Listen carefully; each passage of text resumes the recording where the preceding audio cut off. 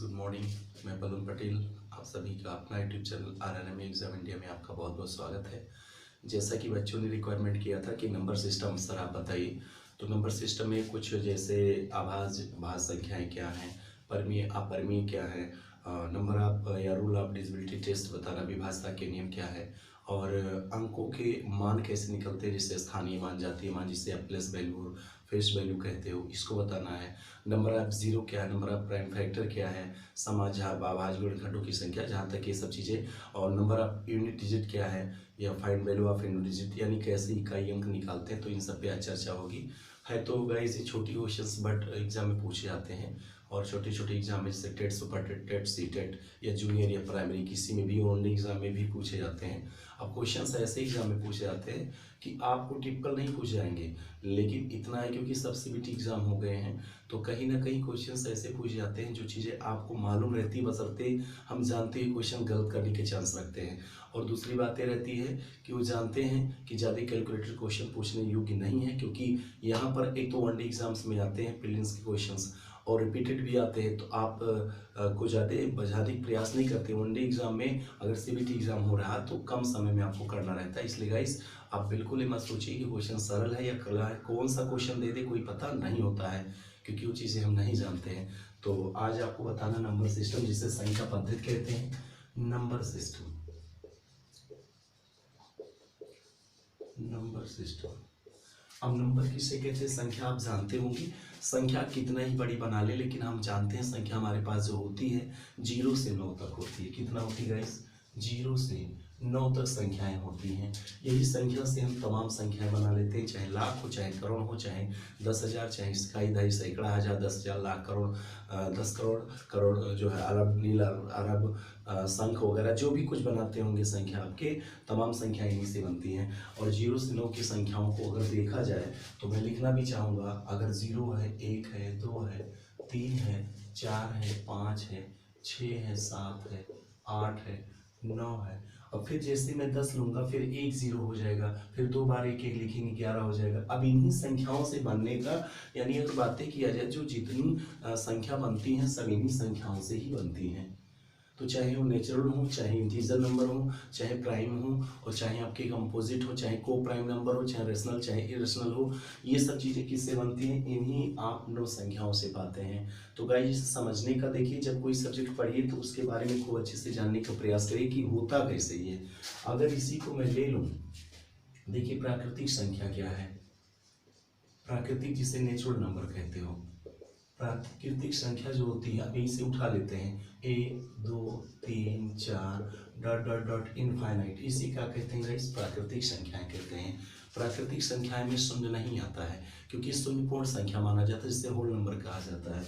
अब यही चीजें होती हैं अगर आपने कह दिया पूर्ण संख्या, क्या कह दिया गाइस? पूर्ण संख्या कह दिया, तो पूर्ण संख्या हम इसी प्राकृतिक के पहले 0 लगा देने से पूर्ण संख्या बन जाती। सेम यही होता है, मैंने शून्य लगा दिया, क्या बन गया गाइस? प्राकृतिक। देखिए इससे कोई बदलाव नहीं हो रहा, सब इसी से आ रहे हैं आपके क्वेश्चंस। 0 लगा देने से पूर्ण हो जाता है। बातें की जाए इसी से, तो इसी में आता है सम संख्या। क्या आता है गाइस? सम संख्या आता है। सब संख्याएं आपको आज अवगत कराएंगे, मानता हूं आपको आ रही है, आपको बिल्कुल आ रहे हैं क्वेश्चंस, और आप ये जानते हो, बट आपको जानना जरूरी है। सम संख्या उन्हें कहते हैं जो 2 4 6 8 0, यानी अगर बात किया जाए तो वह सम संख्या जिस संख्या के अंत में 0 हो, 2 हो, 4 हो, 6 हो और 8 हो, तो ये संख्याएं सम संख्या कहलाती हैं। सम संख्या उन्हें कहते हैं जो संख्या 2 से विभाज्य हो जाती है, उसी से सम संख्या बनती है, यानी ये इकाई अंक के स्थान पे, यूनिट डिजिट के स्थान पे प्लस वैल्यू पे होना चाहिए। फिर आता है विषम संख्या, जिसे ऑड नंबर कहते हो, विषम संख्या होता है गाइस। विषम संख्या वो संख्या होती है जो 2 से ना कटे, जो 2 से ना कटे। जैसे मैं आपसे बताना चाहता हूँ, 1 होगा, 3 होगा, 5 होगा, 7 होगा, 9 होगा, डाट डाट ऐसे करके गाइस ये भी होता है आपके। अगर बात किया जाए आभास संख्या, आभास संख्या जिसे प्राइम नंबर कहते हैं, क्या कहते हैं गाइस? इसी को कहीं कहीं ऋण संख्या भी कहा जाता है, ऋण संख्या। अभाज्य का मतलब होता है जिसका भाज्य यानी गुणनखंड स्वयं और एक के अलावा किसी दूसरे से ना हो सके, इसे अभाज्य कहते हैं। एग्जाम में आया हुआ है, टेट सुपर टेट में पूछा गया एग्जाम में कि सबसे छोटी अभाज्य संख्या तो 2 है, 3 है, 5 है, 7 है, 9 है, 11 है, ऐसे करके वह संख्या, सॉरी 9 नहीं है, 7 है, 11 है, 13 है, 17 है, डॉट डॉट डॉट 19 है, 23 है। यानी वह संख्या जो किसी के भी जब आप करते हैं, क्या नाम है, गुणा भाग करते हैं तो उन संख्या में ना पड़े, उसे क्या कहते हैं, अभाज्य संख्या। यानी जो एक से और स्वयं से कटे उसे अभाज्य संख्या कहते हैं। भाज्य संख्या का अगर देखा जाए तो इसे कंपोजिट कहते हैं। क्या कहते हैं? कंपोजिट कहते हैं। कंपोजिट नंबर वो होते हैं जो स्वयं और एक के अलावा, जो स्वयं और एक के अलावा कम से कम एक संख्या से विभाज्य और होना जरूरी होता है, उसे भाज्य संख्या कहते हैं। एक ना तो अभाज्य है ना ही भाज्य होता है। अगर बातें की जाए भाज्य की, एक ना तो अभाज्य है और ना ही भाज्य होता है, लेकिन इसमें सबसे छोटी अगर देखा जाए तो 4 है, 6 है, और फिर 8 है, 9 है, 10 है, 12 है, 14 है, 15 है। यानी अगर देखा जाएगा तो आभाज्य संख्या जो होती है गाइस, ये आपके 1 से 100 के मध्य अगर गिनती होती है तो इसमें कुल आभाज्य संख्याओं की संख्या कितनी होती है? 25 होती है। कितनी होती है गाइस? 25 होती है। और ये चीज़ें आप जानते होंगे, यानी आप कह सकते हैं भाज्य संख्या में सम और विषम दोनों आ सकते हैं, ये आपने देखा। फिर एक होता है गाइस परिमेय संख्या। क्या होता है? परिमेय संख्या होता है। परिमेय संख्या जिसे रेशनल नंबर कहते हो। परिमेय संख्या वह संख्या होता है जो बटे में लिखते हो, यानी जो p/q के फॉर्म में लिखा जाता है, जहाँ q = नॉट 0। यानी अगर कोई भी संख्या आप फ्रैक्शन में लिखे हो तो उसका ये आपका डोमिनेटर, ए नोमिनेटर, ये डोमिनेटर है जिसे कहते हो हर, और अंश और हर कहते हो। तो इसमें जो हर होता है वो कभी 0 नहीं होता, क्योंकि यहाँ रूल ऑफ डिविजिबिलिटी ये कहता है कि किसी भी संख्या से हम शून्य से भाग करते हैं तो संख्या इनफाइनाइट हो जाता है, किसी शून्य में हम किसी भी संख्या से भाग करते हैं तो 0 हो जाता है। अगर बातें की जाए, अगर शून्य की घाते 1 होता है तो 1 मान होती है, अगर शून्य किसी संख्या साथ 0 से गुणा होगा तो शून्य हो जाता है। क्या होता है भाई? शून्य। ये 4 रूल आपको फॉलो करना होगा। तो यहाँ पर यही बताया गया गाइस कि अगर p/q या x/a/b, x/y या p/q के फॉर्म में है तो यहाँ पर q = नॉट 0, 0 नहीं होता है। जैसे आपके 3/5 हो सकते हैं, या कोई भी संख्या होता है जो नेचुरल नंबर है, 1 हो सकता है, -1, 2 हो सकता है, 3 हो सकता है, ऐसे करके डॉट डॉट, या दशमलव में 1.34, 2.5, कोई भी जो आपको डेसिमल में हो सकता है गाइस। अगर बात की जाए अपरिमेय संख्या की, अपरिमेय संख्या की, तो अपरिमेय संख्या आप जानते हैं जो संख्या p/q के फॉर्म में ना लिखा जाए और जिसका कोई जो है, जिसका कोई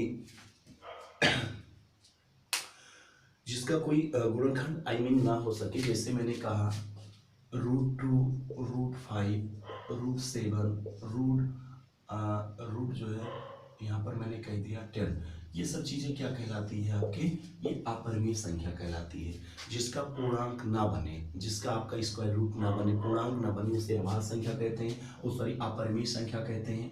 अपरिमेय संख्या आप जानते होंगे गाइस, इसमें आपके पाई जो होता है ना, ये अपरिमेय संख्या होते हुए ये जो है आप इसके मान कितने में जाते हैं? परिमेय संख्या में जाते हैं। इसका मान चाहे 22/7 हो, ये परिमेय संख्या, लेकिन पाई एक्चुअली क्या है? परिमेय एग्जाम में पूछा जाता है, एग्जाम में आया हुआ है। सबसे छोटी आभाज्य संख्या क्या है?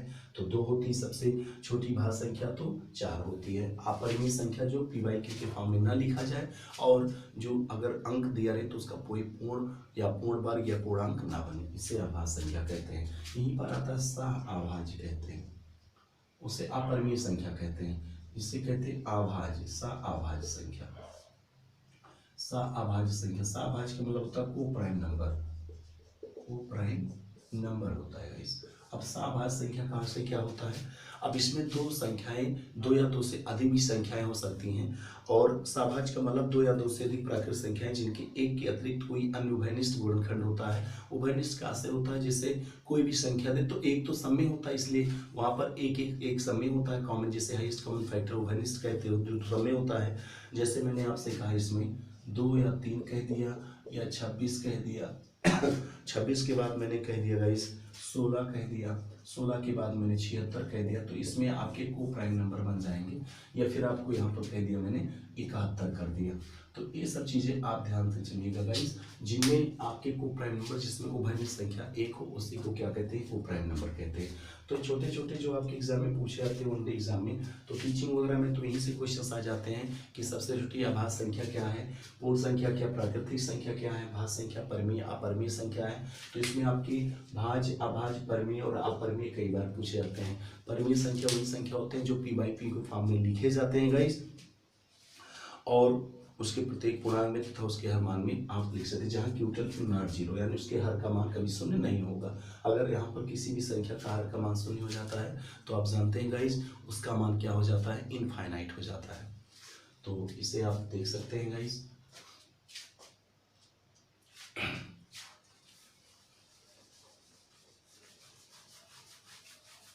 ये था गाइस मेरे आपके बताने का उद्देश्य, एक संख्या कैसे बनाई जाती है, संख्या कैसे होती है। संख्या 0 से 9 तक की होती है, बशर्ते उसमें हम कितने प्रकार से खेल करते हैं, कितने प्रकार से उसे बनाने का प्रयास करते हैं। वही संख्या डबल बार ट्रिपल बार आ जाती है तो संख्याएं तमाम बनती चली जाती है, बशर्ते आपके पास मूल रूप से 0 से 9 तक की संख्याएं होती हैं। वो चीज़ें मैंने बता दी आपको। अब गाइस संख्याओं का मान कैसे निकालते हैं। संख्या में अंकों का मान,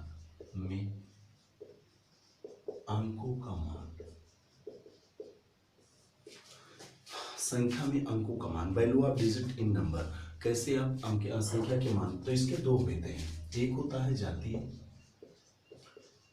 जातीय, मान, दूसरा होता है स्थानीय मान, जिसे कहते हो प्लेस वैल्यू, इसे कहते हो फेस वैल्यू, प्लेस वैल्यू और फेस वैल्यू कहते हैं। तो ये बातें आपको ध्यान देनी होगी गाइस, कि अगर बातें किया जातीय मान और स्थानीय मान, तो जातीय मान का मतलब होता है कि कोई संख्या अपने आप में एक जाति होती है और उसका मान चाहे जितने हो, चाहे सैकड़े के स्थान पे हो, चाहे इकाई के स्थान पे हो, चाहे दहाई, चाहे 10,000, चाहे लाख, चाहे करोड़ के स्थान पे हो, मान वही रहता है, उसमें कोई परिवर्तन नहीं होता है। जैसे मैंने कहा 46,256 में 2 का जातीय मान, तो 2 का जातीय मान 2 ही होता है, इसी को कहते हैं जातीय मान।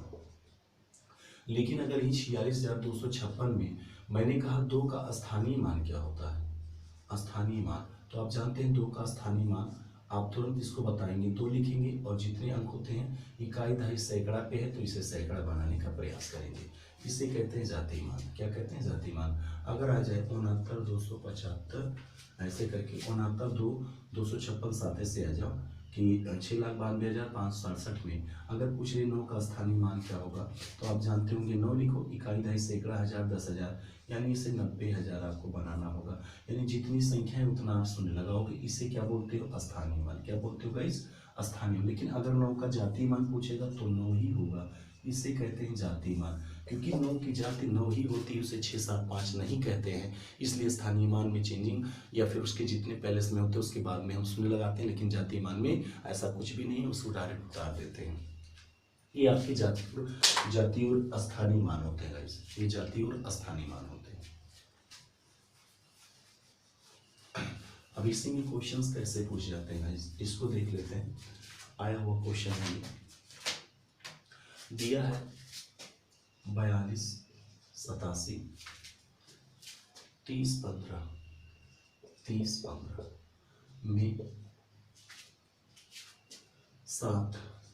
7 के स्थानीय मान और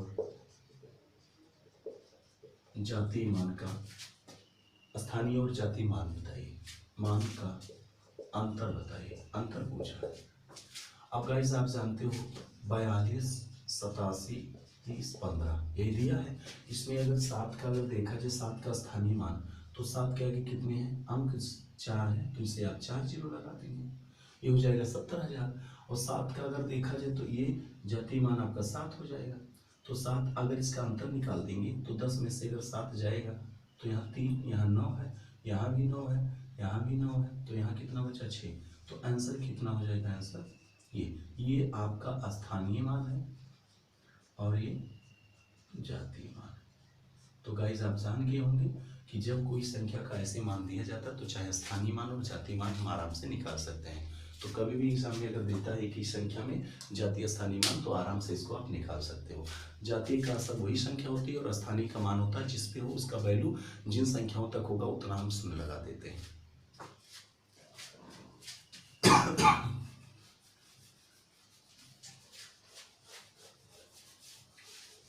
ये हो गया जातीय मान, स्थानीय मान।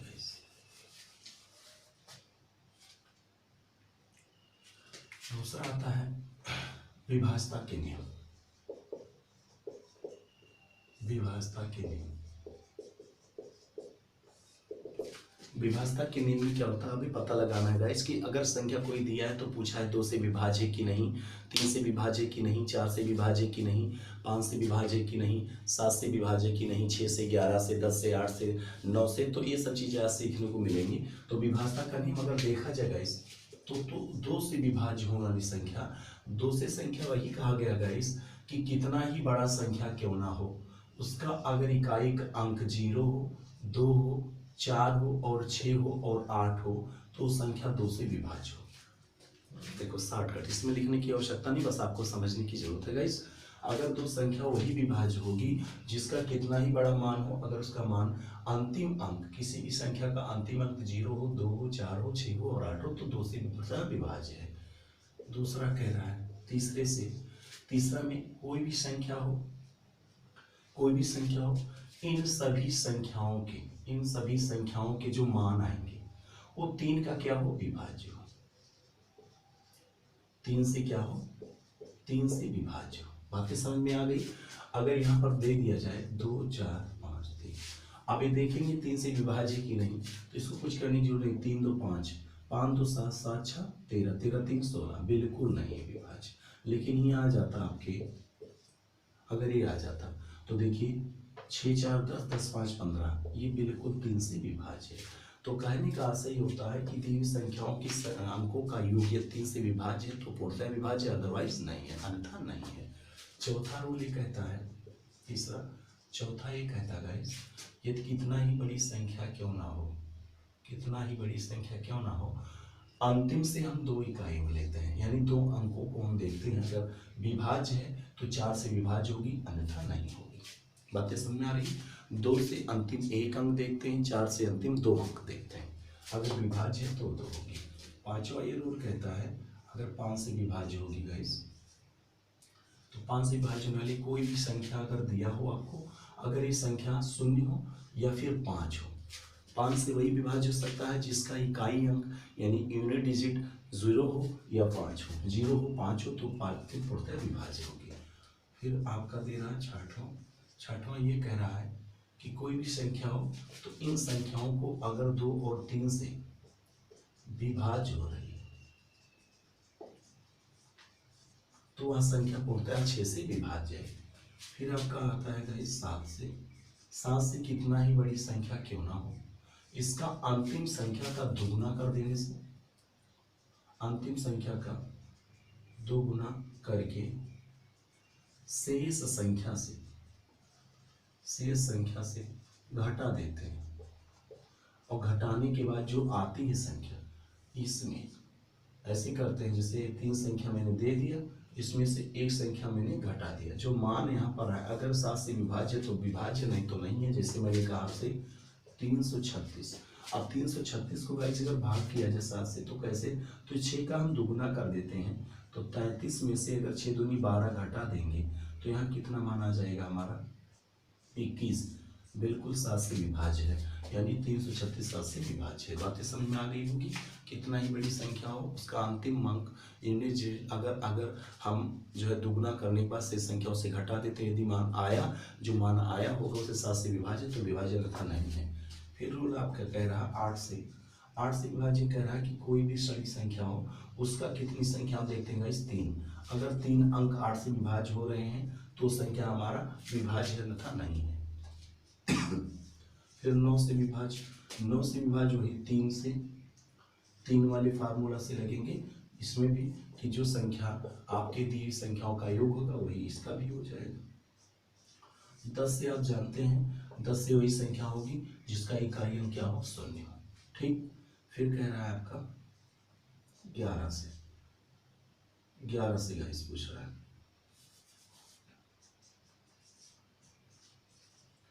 फिर 11 से पूछ रहा है गाइस 11 से कैसे विभाज्य होगा।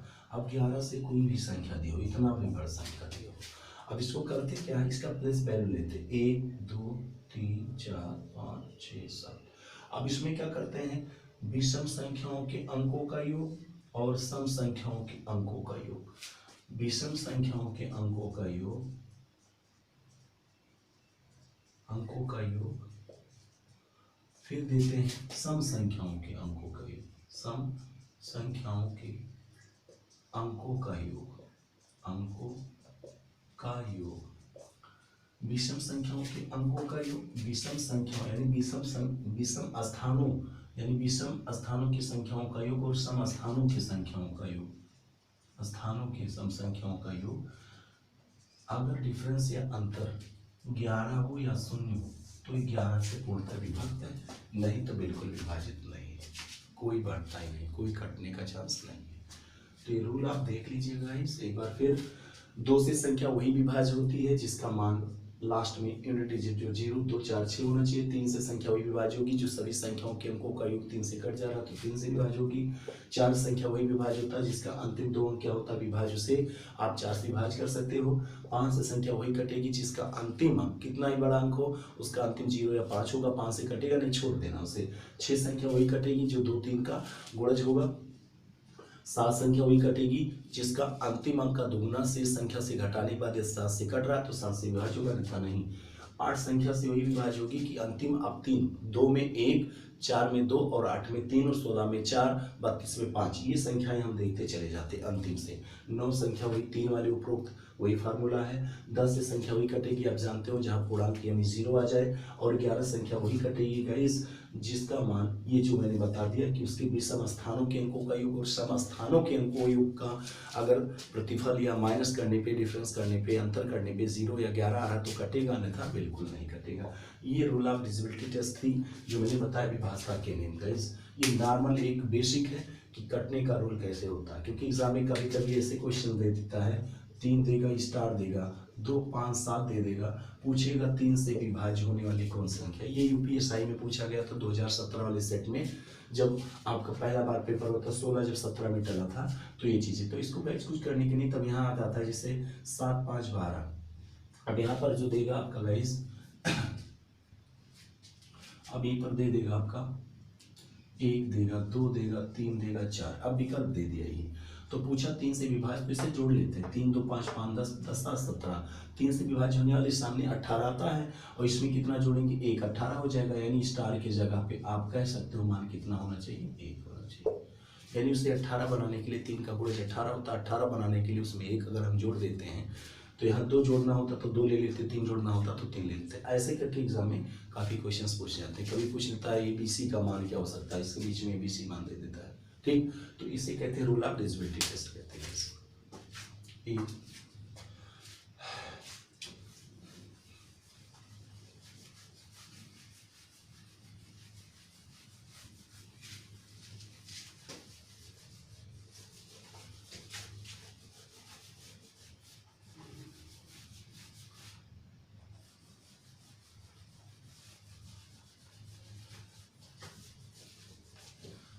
गाइस मैथ्स वगैरह पढ़ने के लिए उसके बुनियाद, उसके जड़ तक जाना बहुत जरूरी होता है।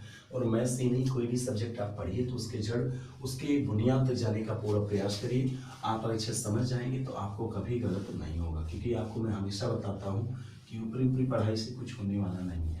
क्योंकि आप जानते हैं एग्जाम में कितने चेंजिंग होने लगे हैं, कितने एग्जाम में कैसे आने लगे हैं। अगर हमें पढ़ के जाते हैं तो पूछ लेता है क्या, तो उन सब चीज़ से आप बिल्कुल अवगत रहिए। मैं यही संदेश देना चाहता हूँ कि आप अच्छे से मेहनत से अपने स्वास्थ्य पे, अपने हर एक काम में आप अच्छे से जो मेहनत करिए ताकि आपको सफलता मिले, आपको सक्सेस व्यक्ति बन के दिखाइए।